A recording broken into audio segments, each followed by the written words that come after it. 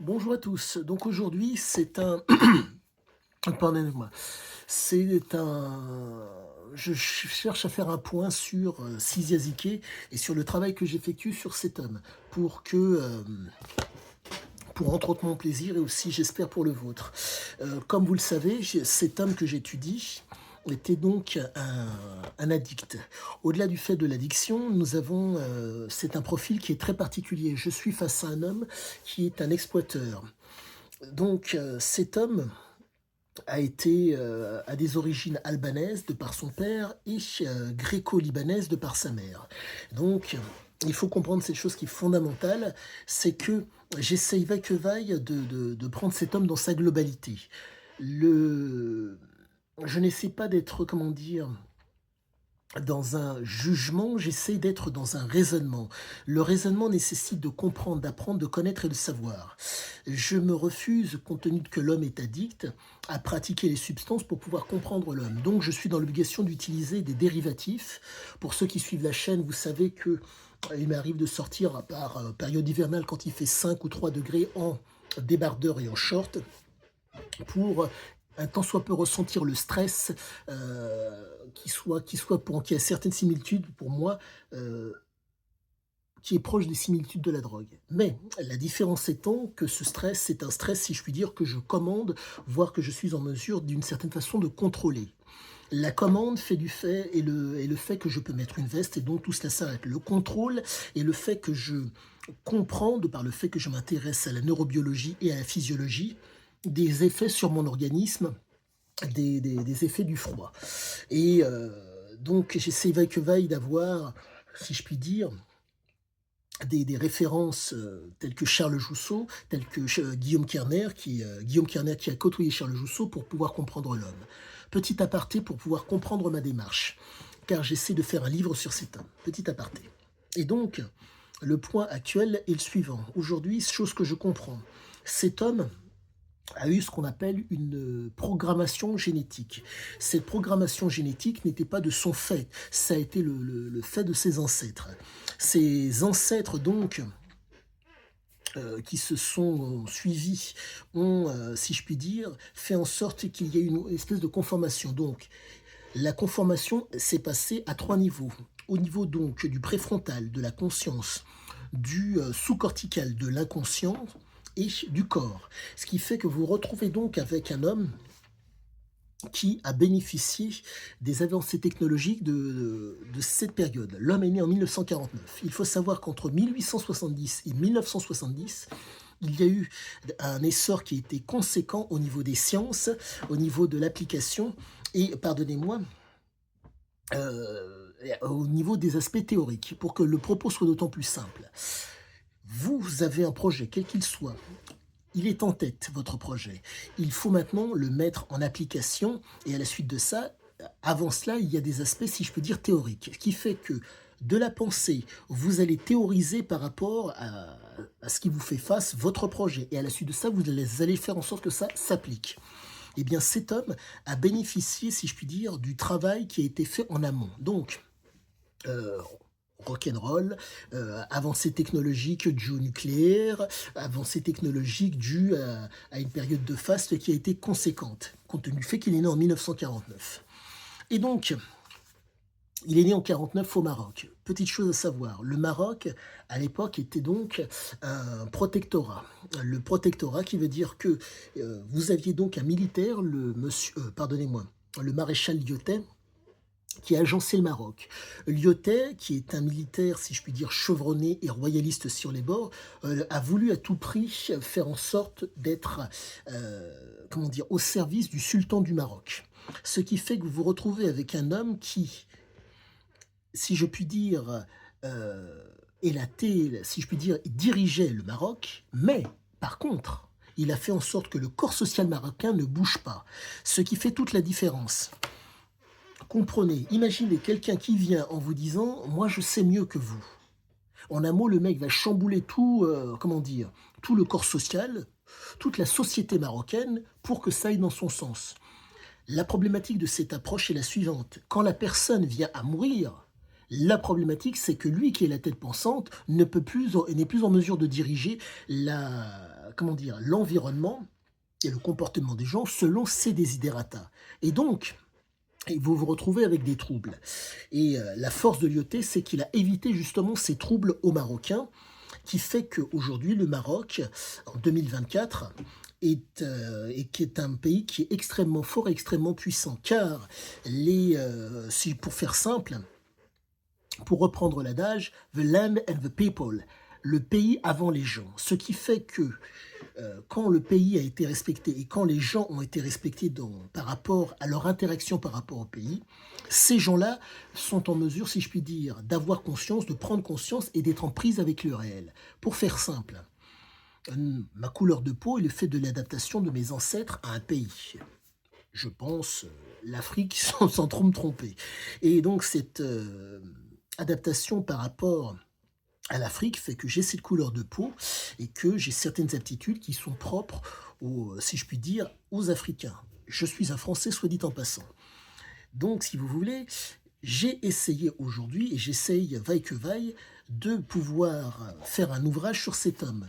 Mais pour le comprendre, il me faut des éléments informatifs et instructifs que je puisse intégrer dans ma vie. Et donc, ces éléments que je vous ai donnés précédemment, historiques, sur le maréchal Lyoté et ma compréhension du maréchal Lyoté, font partie des éléments informatifs et instructifs qui me permettent de vous expliquer et d'appliquer des choses pour que mes écrits soient d'autant plus qualitatifs. Maintenant, je passe à l'homme. La fameuse programmation dont je vous parle vient à la suite de ça. Vous vous retrouvez donc, pardonnez-moi, je me retrouve donc avec excusez-moi, avec ce qu'on appelle les réminiscences mammaliennes. La programmation est présente. Les réminiscences font que les circuits cérébraux, les circuits vénocirculatoires, en un mot, la physiologie et la neurophysiologie sont le fait des ancêtres. Mais il faut comprendre cette chose qui est fondamentale.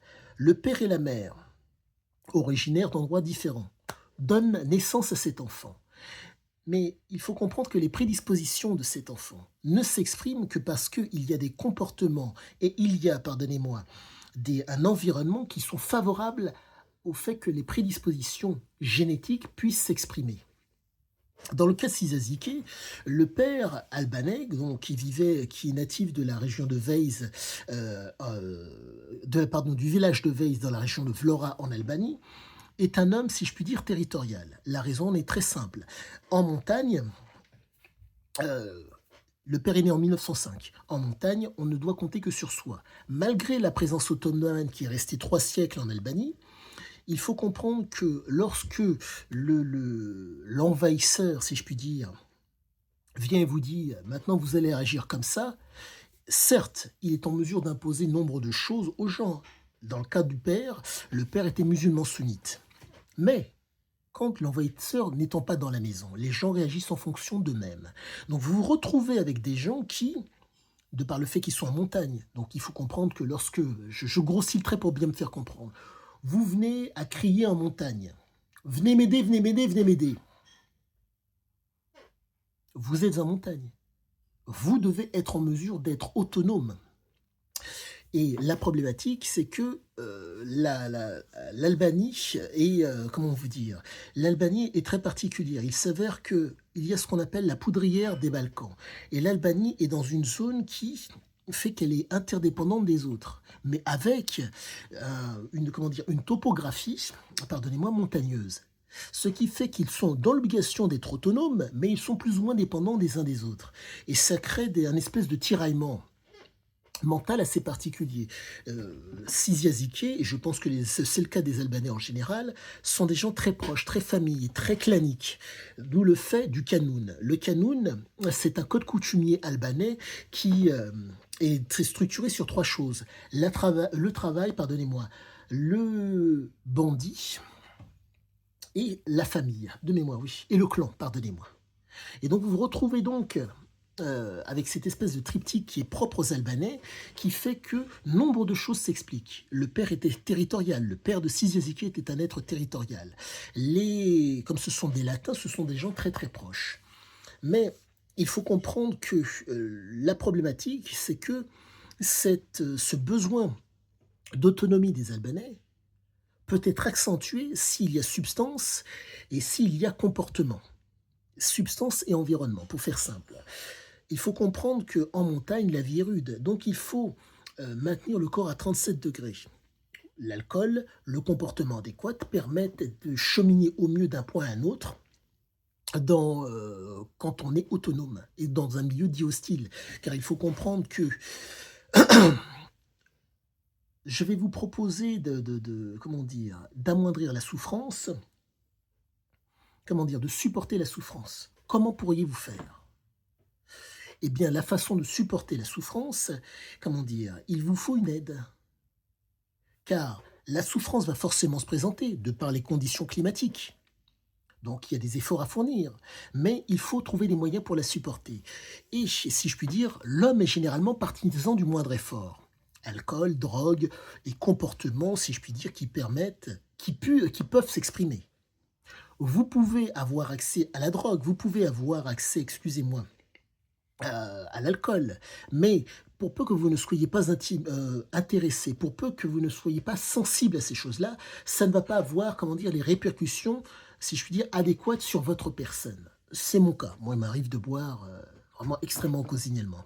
Donc, chose à comprendre, dans le cas de Siziazike, les gènes parentaux, les gènes de voyageurs de la mer, les gènes du père font que, si je puis dire, la situation inconnue, stimulante, l'intéressait. La substance qui permettait, si je puis dire, d'amoindrir l'appréhension, l'anxiété par rapport à la situation ou le comportement des gens qui y faisaient face était une nécessité. C'est spécifique à Siziaziki. Il faut comprendre que là, je suis au niveau ma compréhension est au niveau génétique. Grâce à ses écrits et grâce aussi aux différentes études que je lis actuellement. Là, actuellement, je m'intéresse beaucoup à la neurobiologie. Il y a beaucoup d'éléments sur la neurobiologie qui sont expliqués via Internet. Et dans le cas de Siziaziki, pour moi aujourd'hui, force est de constater que nous sommes face à un homme qui ne pouvait déroger à cela. Je vais vous proposer d'affronter la vie, d'affronter une inconnue, d'affronter un doute et d'affronter des croyances avec vos moyens. Et de réussir à les exploiter. En serez-vous capable? Lui, il en était capable. Pourquoi? Il choisissait, voire même il était dans sa pleine mesure face à une inconnue, face à un doute, face à une croyance. Personnage proprement, je ne dirais pas stupéfiant, mais tout à fait normal. Et là, nous sommes vraiment face à quelque chose qui est spécifique à Siziaziki, qui est spécifique aux Albanais. Et je ne dirais qu'une seule chose, fantastique. Je suis, comment vous dire, je suis instruit. Siziaziki m'instruit sur moi et sur vous. Car il faut comprendre cette chose fondamentale, son comportement est le fait d'un conditionnement. Pardonnez-moi, je vais reprendre depuis le début tous les éléments nécessaires à la compréhension. La programmation génétique, les réminiscences, entre guillemets, l'impression de déjà-vu, le cortex préfrontal, la conscience, l'inconscient, le corps, entre guillemets, les ancêtres ont transmis des éléments qui leur sont, à chacune des générations, ont transmis quelque chose à la famille de Ziki. À la suite de ça, le père et la mère qui se rencontrent. Ce qui fait qu'il y a la naissance de Ziki. Ziki va donc bénéficier de ces fameuses prédispositions. Ces prédispositions ne peuvent s'exprimer que s'il y a un comportement et s'il y a un environnement. Dans le cas de Siziaziki, environnement marocain, le père qui fume le cannabis, et le grand-père aussi. Je pense que, compte tenu des propos de Siziaziki, Sizia a côtoyé son père, pardonnez-moi, ça a été d'abord son père et à la suite son grand-père. Mais quoi qu'il en soit, nous sommes réellement face à un homme qui a été influencé par le comportement du père et de la mère et par l'environnement. Pour faire simple, il faut comprendre cette chose qui est fondamentale. Que lorsqu'en bas âge, compte tenu du fait que le père a montré, si je puis dire, c'est un exemple que je vous donne de façon assez fréquente, où il a vu son père, arme à la main, défendre la famille, drapeau français planté à la fenêtre de la maison. Il tire par la fenêtre. Et donc vous avez un type qui est territorial. Je suis au Maroc, mais cette maison, c'est la France et c'est chez moi. Boum, je tire, je défends, je ne subis pas. Donc vous avez une imprégnation, si je puis dire, mentale et culturelle, qui fait que vous avez ce père natif des Balkans. On ne montre pas sa faiblesse. On n'est pas un déviant. En un mot, on ne dévie pas. Deux, du comportement qui permet d'être un homme, si je puis dire, fort. Et donc, vous vous retrouvez d'un homme valable, entre guillemets, capable de faire la différence par rapport à une situation. Donc, de ne pas subir, de ne pas abandonner et de faire subir. Chose très importante à comprendre pour comprendre l'homme. Et tous ces éléments mis bout à bout donnent Siziaziki, font que l'imprégnation culturelle et l'imprégnation du milieu familial ont fait que cet homme est devenu ce qu'il est. Certains diront un voyou, je dirais oui, dans l'absolu, oui, c'est un voyou. Mais il faut comprendre que tout cela n'est envisageable que parce qu'il a les circuits pour pouvoir devenir un voyou. En un mot, être sensible, ne pas être sensible et s'abstenir. Si vous avez les circuits qui sont sensibles, vous allez, entre guillemets, si je puis dire, réagir comme le voyou. Mais s'il n'y a pas la... Comment vous dire? Dans le cas de Siziaziki, pour moi, ça se joue au niveau de la sérotonine et, plus exactement, de la noradrénaline. Pour résumer la chose, nous avons ce qu'on appelle le circuit de la récompense. En un mot, je vois quelque chose, vous percevez quelque chose et vous avez l'impression qu'il va y avoir quelque chose de bénéfique au bout. Et vous faites ce qu'on appelle une projection. Mais dans le cas de Siziaziki, cette projection était d'autant plus accentuée. La mère avait énormément de pressentiments. Rien d'extraordinaire jusqu'à présent, car la mère est une voyageuse. Elle a fait énormément de voyages. Donc, si vous voulez, le réseau neuronal a été transmis à l'enfant, qui fait que vous avez des éléments qu'on appelle les biais cognitifs. Des éléments qui, comment dire, qui n'ont, comment pas, c'est pas, oui, des biais cognitifs, et encore des biais cognitifs, pardon. Oui, des biais cognitifs. Il s'avère que vous avez des situations, vous ne savez pas ce qu'il en est, mais vous avez des impressions déjà vues. Circuits neuronaux qui ont été transmis de la mère au fils, qui fait que le fils se retrouve aussi avec ces mêmes circuits neuronaux. En plus, de par le fait qu'ils sont proches chez l'atteint,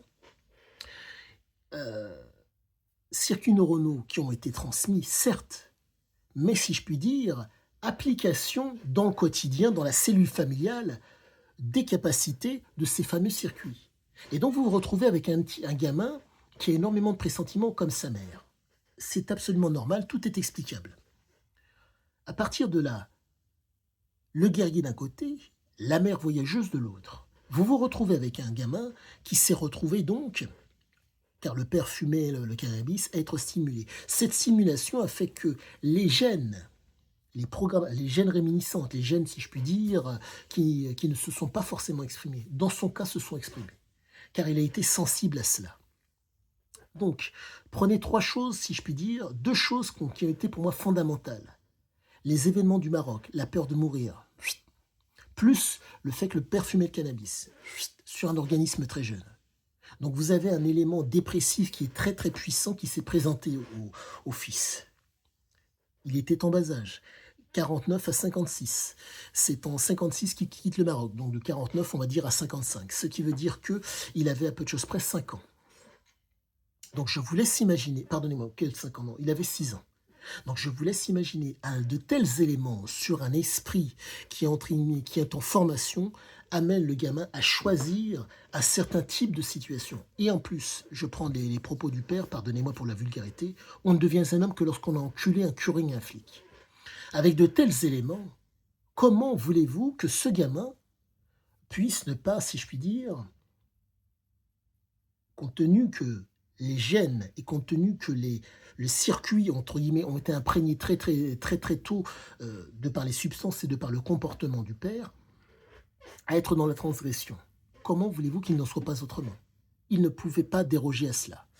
Donc, petite capsule qui vaut ce qu'elle vaut, et j'espère que cela vous a plu. Quoi qu'il en soit, à tous une excellente fin de journée, et je vous dis à bientôt pour la suite.